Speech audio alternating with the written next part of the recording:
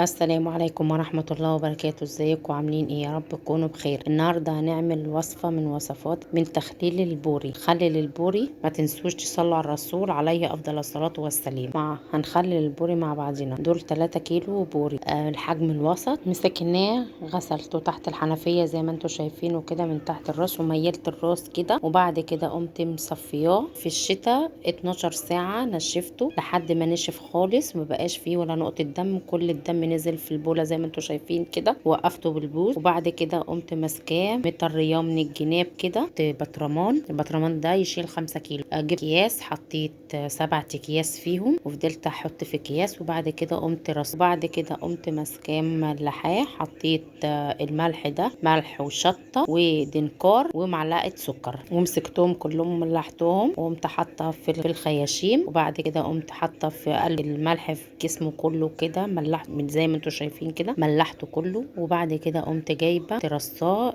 راس وديل كده. وبعد كده قمت حطاه في ربع كوبايه زيت، حطيته في اكياس وشلت منهم الهواء، وكل كيس بربطه واشيل منه الهواء خالص واكتم فيه كده خالص. وبعد كده ربطت كل كيس، اربط كيس، وبعد كده قمت قافلاه على الكياس وملحته لمده في الشتاء 12 يوم. وكده فتحت عليه بعد 12 يوم كده. خلاص فتحنا على البوري. وبعد كده قمت ماسكاه مطلعاه. دي الكميه كلها اللي انا عملتها، طلعتها وقمت منضفه معاكم واحده زي ما انتوا شايفين كده. وبعد ما نضفتها كانت بالشكل ده، كانت زبده خالص ودايبه خالص، وكانت بالشكل اللي انتوا شايفينه ده. وقدمت معاها، حطيت عليها ليمون وزيت، وقدمت معاها الفلفل. جميله ما شاء الله، اللهم بارك، كان طعمها تحفه. جربوها بالطريقه دي مش هتندموا. ما تنسوش تعملوا لي لايك وشير وسبسكرايب، وتقولوا لي متابعيني من انهي بلد. كده بعد ما خلصنا وصفتنا بتاعت النهارده، وده الشكل النهائي لاكلتنا. اتمنى تجربوها وتقولوا لي رايكم في الكومنتات. استنوني الفيديو الجاي بوصفه جديده ان شاء الله. السلام عليكم ورحمه الله وبركاته.